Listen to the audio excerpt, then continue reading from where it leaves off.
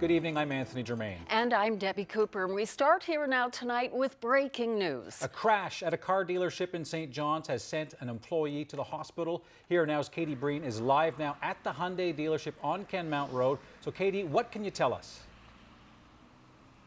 Well, that's right. I'm here where police are still on scene, as are crews who are trying to weatherproof the Capital Hyundai building here, where a crash happened earlier today.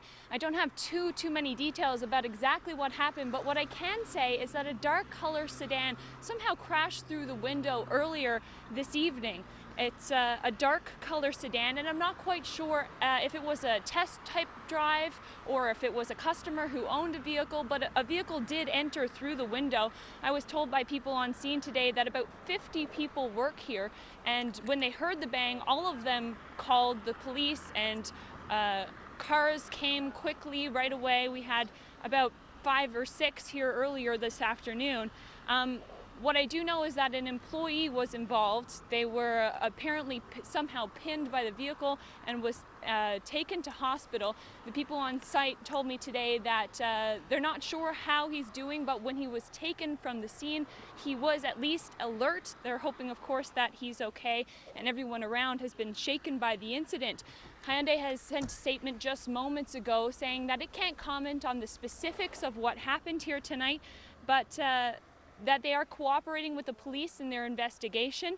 And from the police, we haven't heard exactly what, they haven't been able to confirm any further details rather, but they do say that they will send out a press release later this evening, so an update we should have online. Reporting live for Here and Now, I'm Katie Breen in St. John's. This is CBC Here and Now.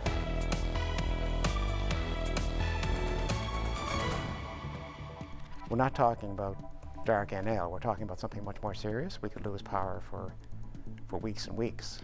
A dark anniversary, but there are fears it could happen again. It's been 5 years since dark NL, when hundreds of thousands of people lost power during a cold winter. Tonight, could dark NL happen again? And we'll look back at some of the moments from 2014. No, it's not a crisis, and we're not in a crisis at the moment. You know, after 2017, hopefully we'll never find ourselves in this kind of circumstance. It's an anniversary that many would like to forget, but some say the trouble that sparked the hashtag DarkNL is still with us.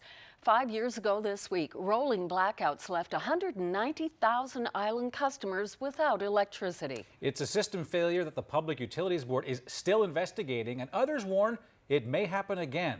Here Now's Mark Quinn reports. This was the sharp end of the January 2014 power failure. Family fighting through the storm to help loved ones escape a cold, dark seniors' home in St. John's. But was it a crisis? You know, no, it's not a crisis, and we're not in a crisis at the moment. Words that some say helped usher former Premier Kathy Dunderdale out of politics. There's no reason to lose confidence in the power system. Cold, stormy weather drove up demand for electricity, demand the system couldn't handle. It sparked a fire here at the Sunnyside Terminal Station, a disaster that rippled through the system, leaving many people in the cold. There were 190,000 customers without power. The Public Utilities Board looked at what happened and is still considering what should be done to prevent it. Last fall, an independent consultant told the PUB we're still not out of the woods. It said Newfoundland's power supply remains at the mercy of the weather. Holyrood is a very old system, and if we lose 1 or 2 units, and we can't get sufficient backup from the Maritime Link, then we're going to be in trouble. Penny believes these are problems that won't be solved by Muskrat Falls. He says we'll need a backup system to replace Holyrood on the Avalon Peninsula. But we're talking about, it could be $700 or $800 million more to ensure reliability, which is $700 or $800 million that we don't have. In a statement, Newfoundland and Labrador Hydro reassures customers that they will continue to have a safe, reliable power supply. It says the system's performance through this week's weather is evidence that it's working. Mark Quinn, CBC News, St. John's. Hundreds of thousands of people in this province have their own stories about dark NL. Yeah, many of us remember those nights. In about 25 minutes, we're going to come back to mark some of the highlights, perhaps lowlights or no lights, from January 2014. Well, after 2 days of bad weather, a lot of snow has accumulated in downtown St. John's, causing some mobility problems. Business owners and residents are frustrated today over the state of the sidewalks. They told Here and Now's Meg Roberts the city needs to do more. Meg joins us now live from downtown St. John's. So Meg, how are the sidewalks looking now? Pretty clear, I understand. Yes, it's looking a bit better right now, but this morning the sidewalks were almost impassable. And although it's still early in the winter season, some business owners are saying that they're at their wits' end with the snow removal. There was one question I kept hearing today, and that's why isn't the city doing more to deal with all this snow? Was one of the pictures that the owner of Oliver's tweeted out this morning. Standing on top of a large mound of snow in front of his downtown restaurant, Calvin Vincent says he's fed up with messy sidewalks. Get your trucks down here, get your loaders down here, push it all in the middle of the street. You're not allowed to park anyhow, and take it away. Why is that so difficult? I have no idea. It just seems the city doesn't get it. They don't care. I really don't feel they care about small business downtown. The sidewalk was cleaned with a plow later in the morning. Now he's not the only one who is concerned about the dangerous walking conditions. This is what the stairs leading up from Duckworth to the LSPU hall looked like last night, which caused some issues for musicians and fans who were attending the opening of the annual Feast of Cohen. People were coming down this set of steps here, holding onto the guardrail for dear life, and still finding it hard on their footing because it was so steep and so slippery that it was life-threatening, really. I'd love to know, from the city's point of view, how they can explain it. And I would actually like to see an apology. Well, he won't be getting an apology from the city. Mayor Danny Breen says there was nothing preventing someone from cleaning the steps. However, the musical director at the hall says they've been told not to clean because of liability reasons. Breen says the city is clearing snow as planned. Sections of the city are ranked for snow clearing and removal, and some spots take priority over others. There's 9 kilometers of sidewalk to be dealt with, so it does take a bit of time for the process to happen. So the process unfolded as it should. We were able to clean up the area, make it better, and then clean up the sidewalks after. The city says that the mayor says, the city can't take the snow out of the downtown area from Thursday through Saturday. That's because there's so much foot traffic late at night. So snow removal is supposed to happen Sunday, although there were some additional crews on the road yesterday trying to move the snow off of the street. And with the rainy forecast, Mayor Breen says that there are some concerns about freezing and flooding. Reporting live in St. John's, I'm Meg Roberts for Here and Now. Not a lot of room there to get by, Meg, as you can tell. It's pretty tight. Yeah. So it's appropriate that Ashley is joining us now with a preliminary look at the weather. Yeah, Meg mentioned that potential for rain in the forecast. If you take a look at the weather on the way, that system moves in on late Saturday and then into Sunday for the island. And it does look like we can see some significant rainfall amounts with this system, particularly for the south coast and parts of the Avalon. Now, Central will see a changeover as well, but it does look like we should see mostly snow for parts of the northern peninsula.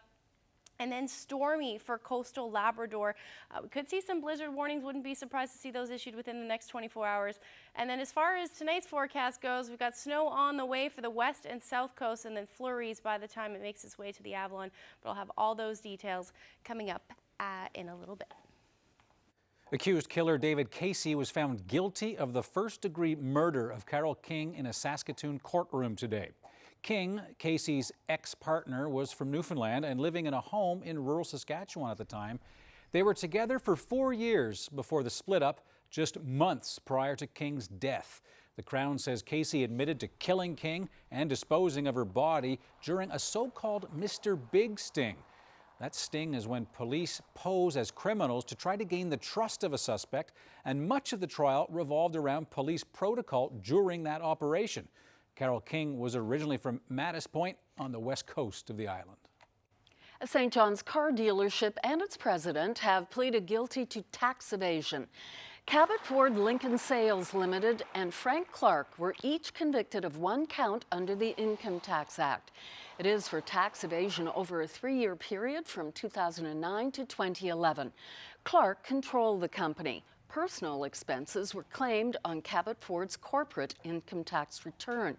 A provincial court this morning, the judge accepted a joint submission from the lawyers on sentencing.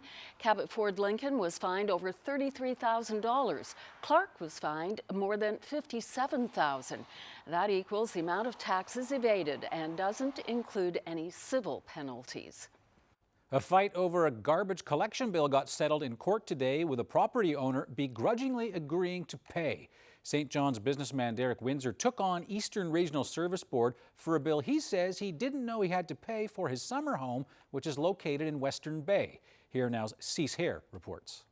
One of the things I will say, and I don't like being called disingenuous. Everything I said in there today is from here, from the heart. That's Derek Windsor on the right, Waste Management Board Chair Ed Grant on the left, and things were a little more civilized inside the courtroom. Derek Windsor appeared in Small Claims Court today, challenging the Waste Management Board for its failure to notify him that a $180 fee was owed for 5 years of garbage collection. He argued that he should not have to pay the bill because he didn't know it existed and wasn't even made aware of it. But in the eyes of the law, not being notified doesn't matter. The presiding judge explained that the law is clear. Once a regulation is gazetted, the money is owed.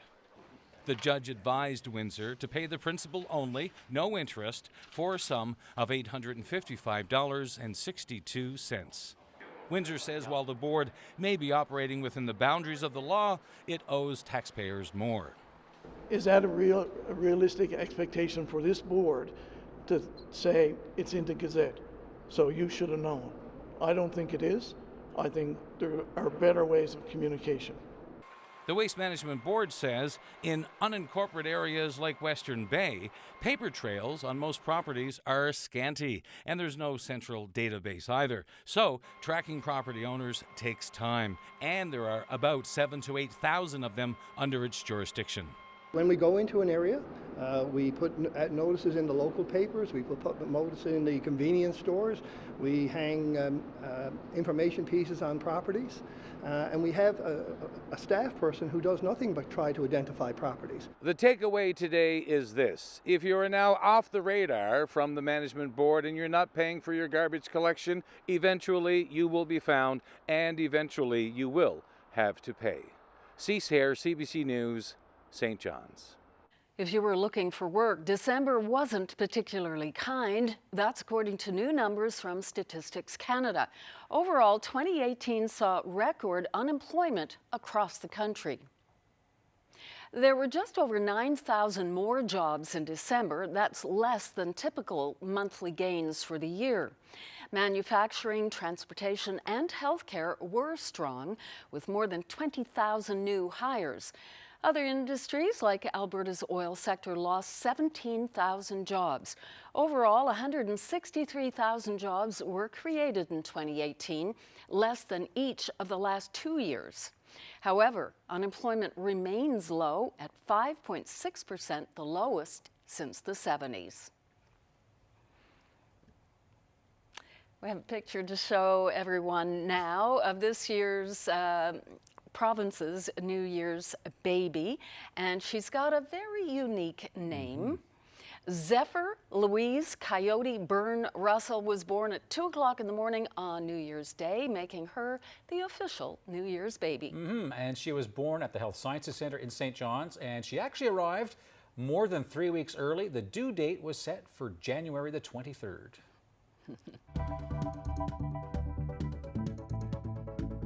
The people of Darfur have no voice, and I am privileged to be in Canada, and I can be able to use Facebook or WhatsApp or any social media to send message to the world. And until that message is received, a Sudanese man in St. John's is on a hunger strike. His story coming up.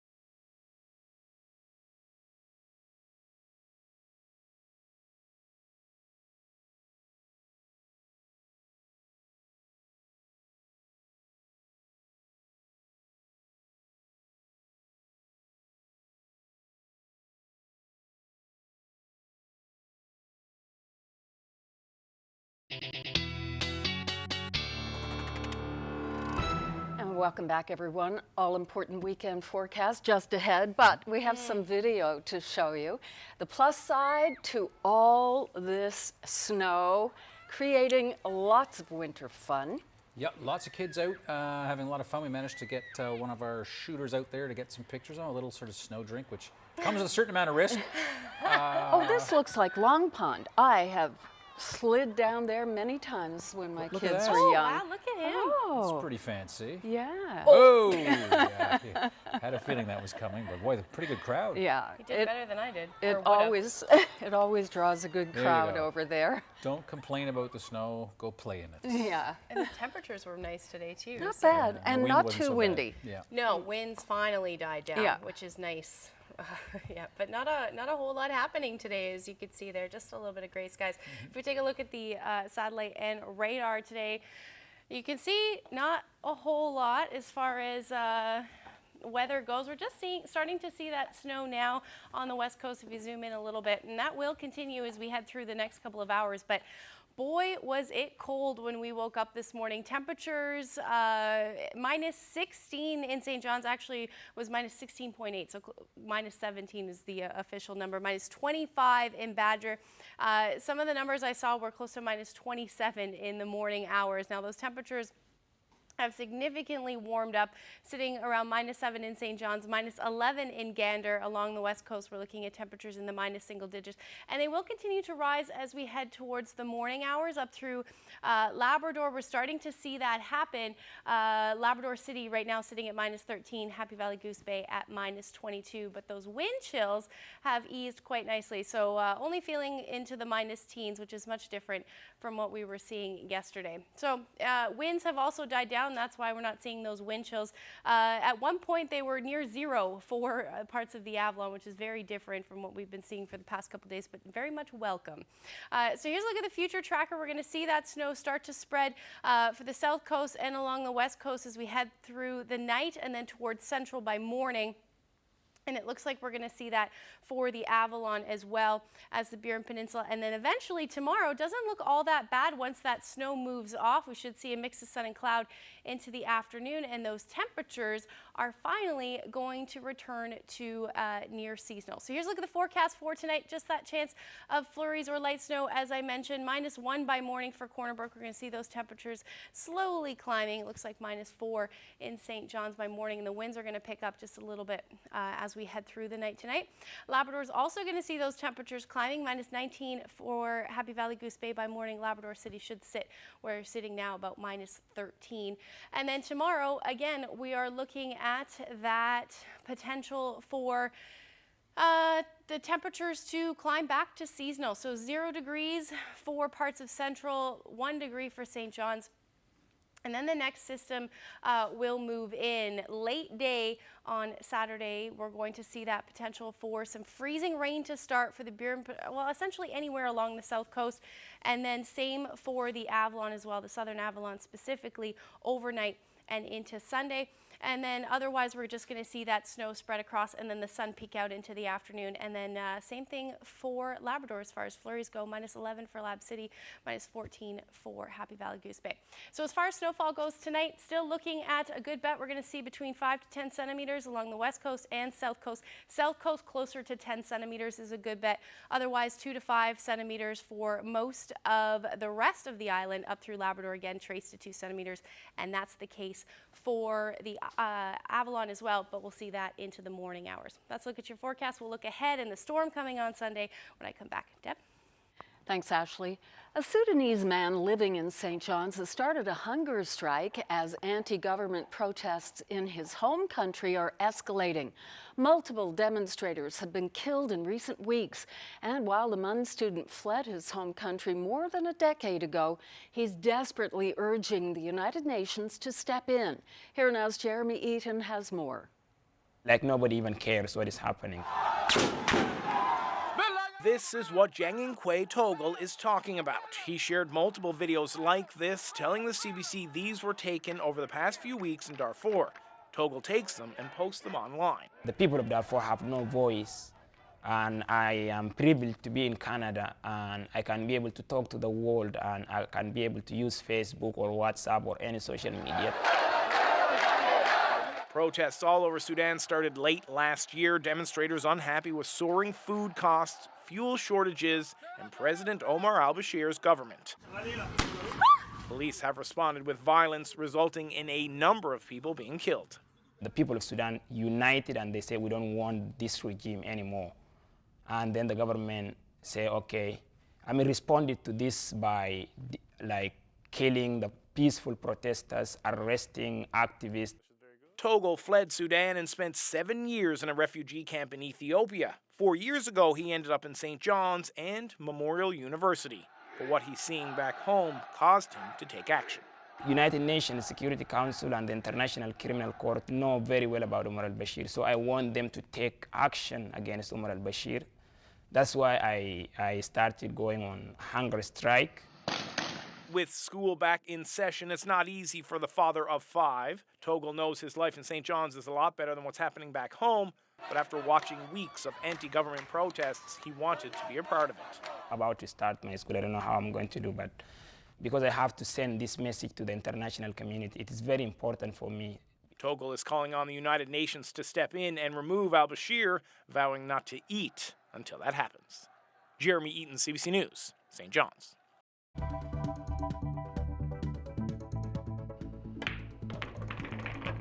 There are pool players of every skill level imaginable in the St. John's area, and there are a lot of them, many of them disappointed because Dooley's shut down on Boxing Day. That story and what it means for these pool players coming up.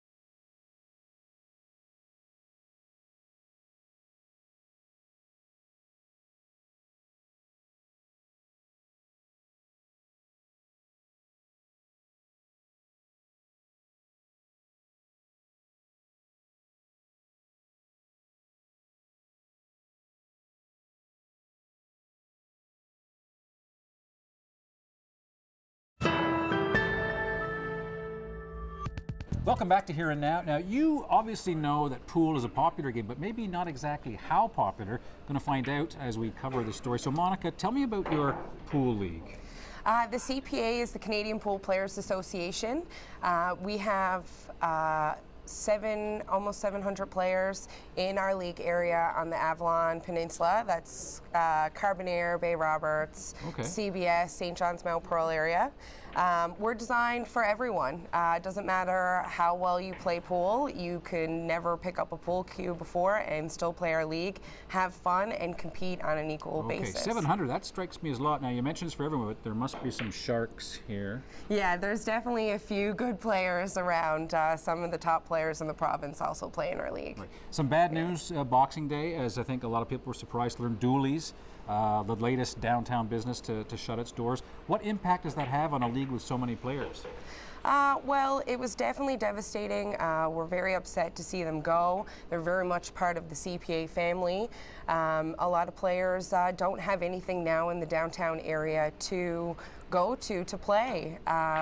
We have 42 teams that had to find new homes, and we did find new homes for those teams, but it's still devastating. They still are going to miss their downtown location. There's nothing in the downtown area anymore. Being a disabled pool player, you're not meant to feel like one in this sort of situation. The way the skill levels are, doesn't matter if you're in a wheelchair, if you're able-bodied. I play with this league, and I don't feel as if I'm like an outcast, for lack of a better word, I guess, for being in a wheelchair. What's the significance of Dooley's shutting down? It's a huge blow to the just the whole format of everything. That's the place where we go to do our provincials. On a personal level, it was very accessible, and it was just a great place to play. Tell me a bit about the championships that your league plans for, and how important it is to have a place like this and Dooley's, and I guess anywhere where you can find a pool table. Yeah, well, Dooley's had 24 tables. Our next location that has the most amount of tables is this one. This is Westside Charlie's Torbay Road. They only have 12 tables, which is great for regular league play, but when it comes to championships, last year we had 58 teams in our championship tournament playing for Las Vegas. Right. That's about 450 people, and there's no location, I think, in the province that can hold 450 people playing pool. Now, when you have, I guess, 8 players per team, and for the big championship you mentioned, you're looking at more than 1,000 players, right? Yeah, so in our league regularly, but for our championships, last year we had about 58 make it to championships for the trip. Okay. Yeah. You mentioned Las Vegas, so there's some people here go to Vegas? Yeah, so this championships in particular that I was talking about was our 8-ball team championships, and we send 3 teams this year to Las Vegas in August. We also send about 150 other players to Las Vegas in April and August for events other than 8-ball. Vegas tells me these are the serious players. Dooley's is closed down. Not a great way to end 2018. And last question for you. Heading into the new year, what would you like to see, Monica, happen for all these pool players in 2019? Well, really, there's nothing in the downtown area. It would be really nice to see a pool hall establishment start up in the downtown area for those players. But even if we had a vendor that supplied pool tables for our championships would be great. We could add pool tables to other locations and hopefully go from there. Okay, could be an opportunity if there's an entrepreneur out there. Maybe pool might be your future. Listen, all the best in 2019, and thanks for you very much. Being here. Thanks. A pioneer in the seafood industry has passed away. Bruce Wareham died from cancer this morning at the age of 75. He was the founder and chairman of the Icewater Group of Companies and their plant in Arnold's Cove.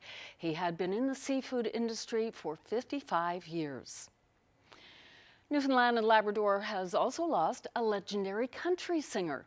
Jimmy Liniger, known to some as the Kid Ranger, died last week. Will you welcome Jimmy Liniger? Follow Montana down to Alabama, I've been before, I'll travel again. You travel with me, can't keep a good man down. During the 50s, Linegar was a regular on local radio, playing 4 nights a week on CJON's Bargain Hour program. Many credit the performer with being a pioneer in the province's country music scene, spending summers touring across the island. Linegar was a regular performer at the St. John's Folk Festival and most recently in the Avalon Ramblers' Country Pickin' Pals and Ghosts of Grand Ole Opry. His funeral is set for tomorrow at St. Patrick's Church in St. John's. Linegar would have been 83 next month. 35% more demand on the system that day than the average of the last 5 years for that period. Then we had several units that were off for unplanned maintenance. Looking back at Dark NL. We dip into our archives to bring you some of the highlights from that widespread power outage.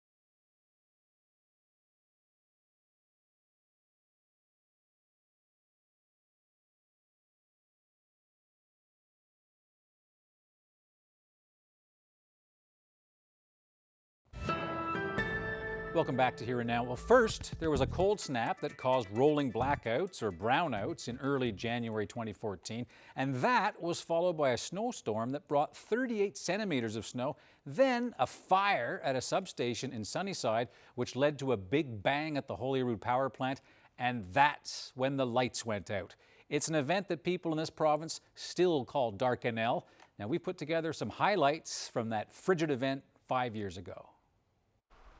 Pressure on the province's electrical grid reached an all-time peak. We had 35% more demand on the system that day than the average of the last 5 years for that period. Then we had several units that were off for unplanned maintenance. It's a combination of events that rarely happens. There were 190,000 customers without power. And again, Newfoundland Power has 257,000 customers, so the vast majority of our customers were off. That left about 50% of the island in the dark. So why doesn't Hydro have the capacity to deal with these failures? We don't build the system to meet extreme circumstances because it become very costly. So what we do is we planned our generation to meet what we call a normal cold winter day. And what we're experiencing right now is well beyond what we normally experience. We have a crisis when we cannot meet peak moments. No, it's not a crisis, and we're not in a crisis at the moment. It's an assessment at odds with the way many people are feeling today. We didn't have any food, and we went out to get to Sobeys or Dominion. They were all closed, so we were pretty much starving until midnight. Something should be done to get a better system, because if we're having power outages now, when it gets really, really bad, it's going to be a lot worse. After hours without power, residents at Cambridge Estates personal care home were bundled up and sent to the Holiday Inn. Many didn't understand what was happening or where they were going. Some were still wearing bedclothes. These people are unable to move, they're sick, they shouldn't be taken out of their beds in the middle of the night and transferred somewhere else. White says for many here, it was a life or death situation. They could pass on because of something like this happening. For the elderly and people with health problems, it could be way more of an inconvenience out of this to me. In this time and day and age, I think they should be doing stuff better. We're doing everything that we can to rotate customers so everybody has their fair share of outages, and we are trying to minimize that outage time to 30 to 60 minutes. But to characterize it as a crisis, maybe so. It's a very difficult situation for our customers, that's for sure. In national news now, the number of flu cases has jumped dramatically. In New Brunswick, there are 579 cases so far this season, compared to just 207 the year before. The province's chief medical officer has this explanation. Say that for this season, we're seeing an earlier start. So normally we see the cases start to ramp up the last 2 weeks of December, but this year we saw them start to increase in the latter part of November. While the most vulnerable are seniors, young children and young to middle-aged adults are also at risk. Most of the 71 New Brunswick patients who ended up in hospital did not get a flu shot. The province says those who haven't had their shots should still get them, saying the vaccine can prevent or reduce severity of the flu. Well, sadly, 2018 was a terrible year for an endangered pod of killer whales living off BC's southern coast. Killer whales, all of a female's descendants stay with her for life, both male and female offspring and grand offspring and so on. So the loss of a matriarch is quite a significant thing. Now, marine experts say 2 more whales are dying of starvation, and one is the matriarch. That's a mother and grandmother who keeps the pod together, and her death will be a significant blow. And the whales don't have enough food because of an ongoing shortage of salmon in the area. There are only 74 left in what's called BC's Southern Resident Pod, and it's the smallest the pod has been in 30 years. 3 of the group died last year, and there hasn't been a new calf born in 3 years. A Calgary woman has been quietly helping those in need for more than a year. But the free pantry that she set up in her front yard has become so popular that she is struggling to keep up with demand. So she's turning to social media for help. Dan McGarvey has more. Lots of pasta, rice.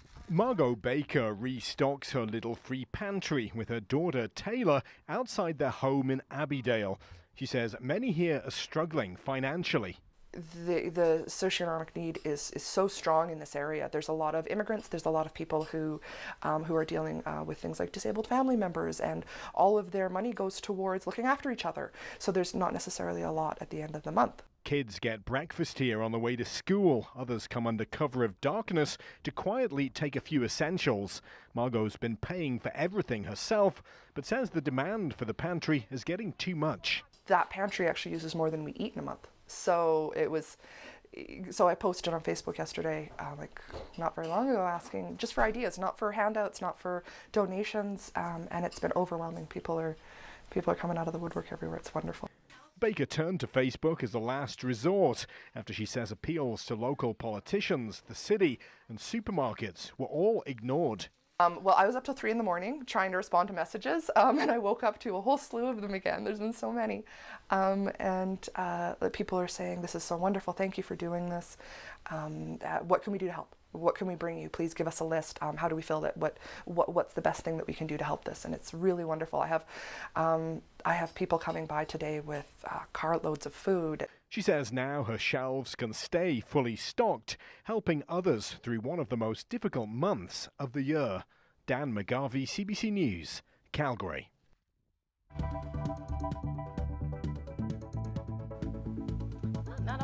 happening outside our studios right now. Going to wake up to likely a dusting, maybe 2 centimeters tomorrow, and then rain on Sunday, which might get rid of some of this snow. I'll have all those details coming up after the break.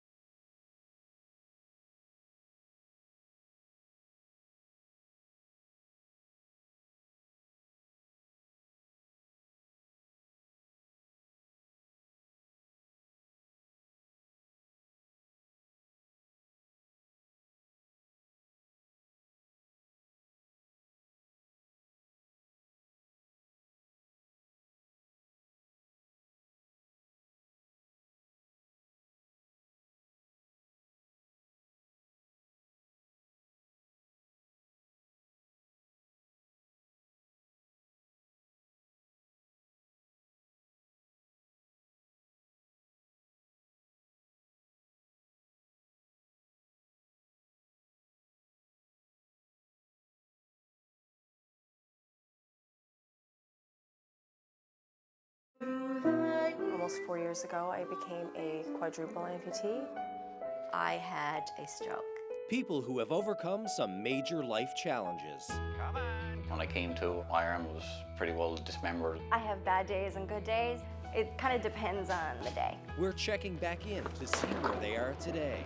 This is my story. This is my story. This is my story. A new series on CBC NL starting January 16th. And this is my story.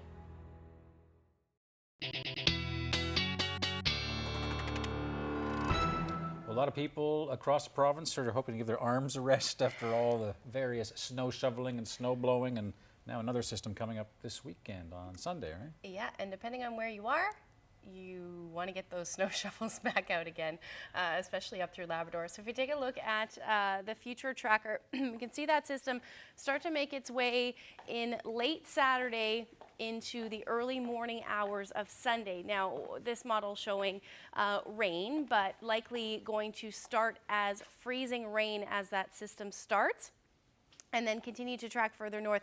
Now, this rain-snow line, depending on how far it sets up, will determine on how much snow actually falls, but it does look like it's heavy rain for the most part, and then most of the northern peninsula looking at all snow through the day on Sunday, and then the same thing for Labrador.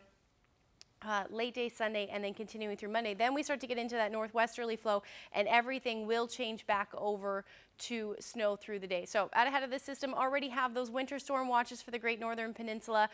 And if we take a look at the forecast, those temperatures are going to climb. So this is why we're going to see that rain. 5 degrees it looks like for Marystown, 3 in St. John's. Central we'll see temperatures between 2 and 3 degrees. And then up through the Great Northern Peninsula staying well below 0. And that's why we're going to see all that snow through the day. Now, we're generally going to see a southerly flow and then change back over to a northwesterly flow as we head through the day on Monday, and that's why we're going to see things change over, but those winds are really going to ramp up as well. So here's what I'm thinking as far as who's going to see what. So just flurries or light snow for the most part for Labrador, except along the coast and down through the Great Northern Peninsula. Some models pointing at 40 to 50 centimeters of snow by the time it's ending. Otherwise, a good bet we're going to see a snow over to rain for most of central and along the coast, mixing in with freezing rain at times, and then down through the south coast, Burin Peninsula and Avalon. That will likely be a snow-rain mix, changing over to heavy rain, but again, some sort of freezing rain during that changeover. So here's a look at the system Sunday night into Monday. You can see these lines here, the stronger or the closer they are together, the stronger the winds. That's going to pull away, but still going to see that snow in that northwesterly flow on Monday. Eventually, Tuesday, things clear out, but keep an eye on this one. The next system moves in from the coast, which is going to bring more snow right now. Models aren't exactly agreeing on it, but this is what it looks like for Wednesday afternoon and evening. So here's a look at your 5-day forecast quickly. A couple centimeters of snow by morning, and then that system moves in. We'll see those temperatures drop by the time Tuesday rolls around. And then for central Newfoundland, same thing. More, again, rain, snow mix with that risk of freezing rain. Look at those temperatures on Monday, though, dipping down to minus 16. And then same thing for western Newfoundland, snow and windy right through Sunday and Monday.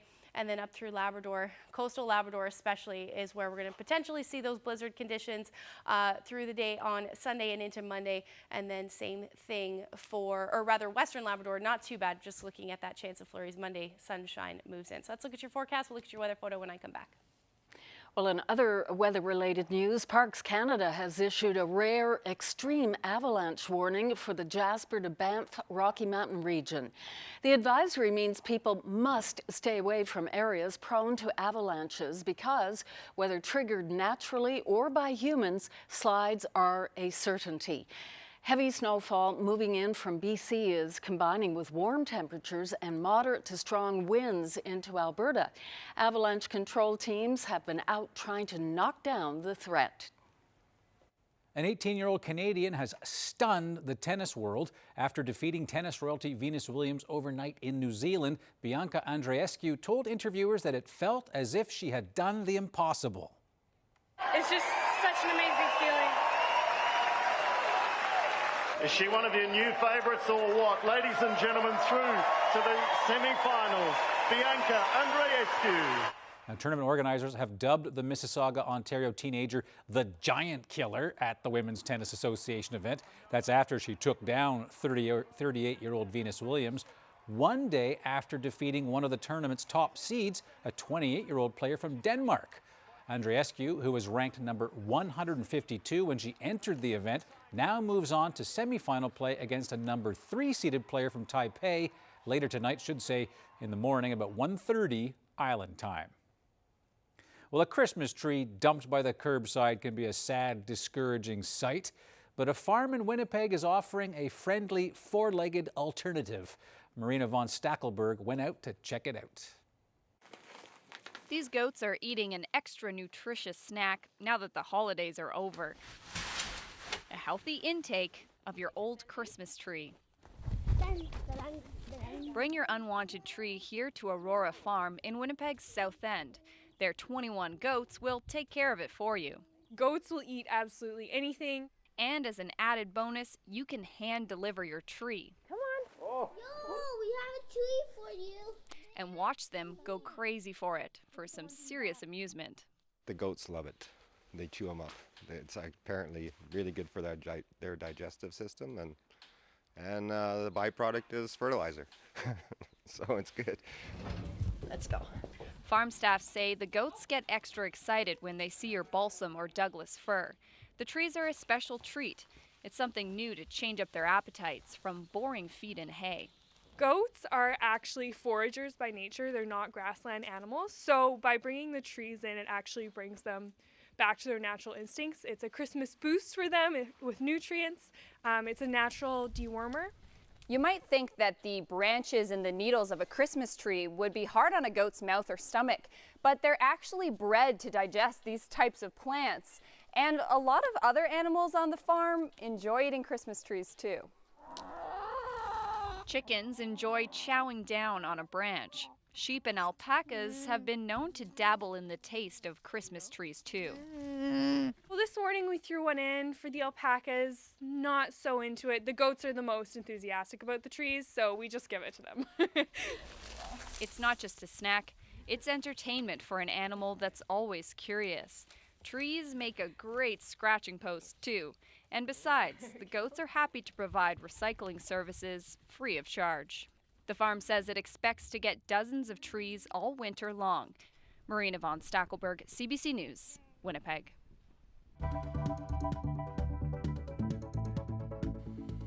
Pretty big goat. I'm just going to say this looks like another big scratching post there. Beautiful shot there. I saw this earlier. So you know. I peeked over Ashley's shoulder up in the newsroom. That is so beautiful. It just looks stunning. Yeah, well, I'm sure you can't guess where this photo is taken, but I'll tell you who took this wonderful shot and where it was taken when we come back.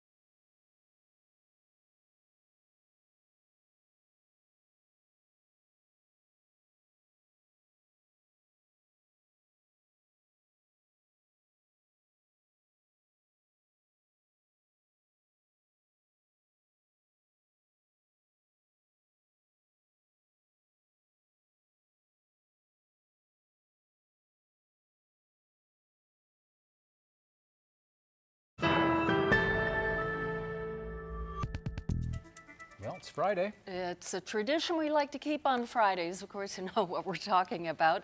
Let's have a look at who's celebrating birthdays and anniversaries.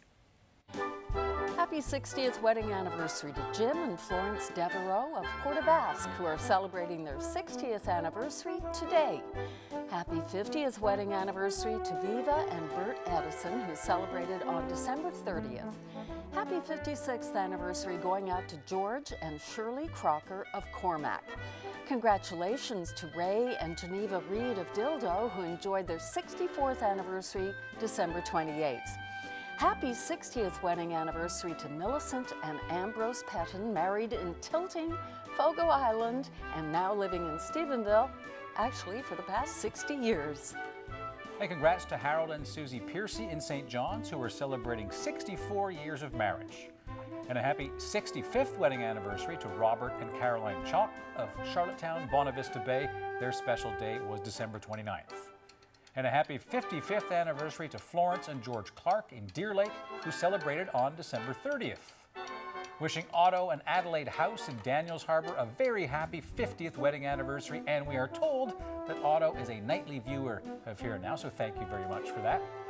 Also celebrating their golden anniversary, Sterling and Yvonne Peterson in Botwood. Their special day was Wednesday.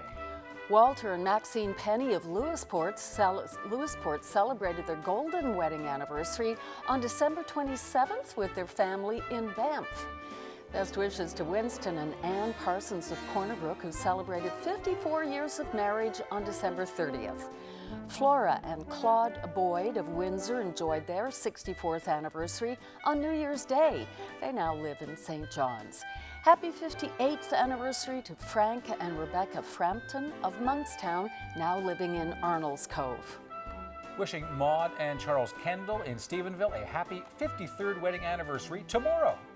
And congratulations to Ralph and Elizabeth Lovell from McIvers, who celebrated their 57th anniversary on New Year's Day. And happy birthday to Arthur Cox in Wreck Cove, who celebrated his 92nd birthday yesterday. Also celebrating yesterday, congratulations to Dawn and Cheryl Maven in Fortune on their golden anniversary. Best wishes to Bert and Flora Sims in Port aux Basques, who are marking their 55th anniversary today. Best wishes to Yvonne and Edward Cormier of St. Teresa's on their 74th wedding anniversary yesterday. Congratulations to Leona and Harvey Greening of Musgrave Town, celebrating their 64th anniversary tomorrow. It's a 61st wedding anniversary coming up this Sunday for Martin and Nina Tiller of Corner Brook. Happy 93rd birthday tomorrow to Mabel Lemoyne from Channel Port aux Basques. Happy 58th wedding anniversary to Alexander and Ellen Jackson of Cavendish, Trinity Bay, who are celebrating today. A big happy birthday to Agnes Crew from Ramia, now in Burgeo. They're with Santa, celebrating her 99th birthday. And a happy 50th wedding anniversary to Bernard and Judy Connolly in Kilbride. Happy birthday to Dorothy Hodder in Port Blandford, who will be 93 years old this coming Monday. And wishing Jim and Marie St. Croix in St. Mary's the very best as they celebrate their 55th wedding anniversary today. And happy 60th anniversary to Melvin and Ruby Riggs from Brownsdale, Trinity Bay, whose special day is this Sunday, Old Christmas Day. And congratulations once again. Old Christmas Day upon us, hey? That's right. Is that the tree time? Do you take yours down on Sunday? Probably not Sunday, probably Monday? Monday. Monday evening. Yeah. Anyway, we saw a beautiful picture from you before we went to break. Let's have a look. Take a look at that beautiful shot of a caribou in the middle of an ice field. Well, freezing rain anyway. Beautiful shot there. And the picture was taken in the Oh, wow. Peters River Barrens. Nice. Excellent. Yeah, a beautiful shot there. But as soon as I saw it, I thought it was so stunning. Just, an icy barren relaxation day. I've never seen glitter on the ground. Yeah. Well, I guess I have, but anyway. Yeah, exactly. Have a great weekend, everyone. Good night.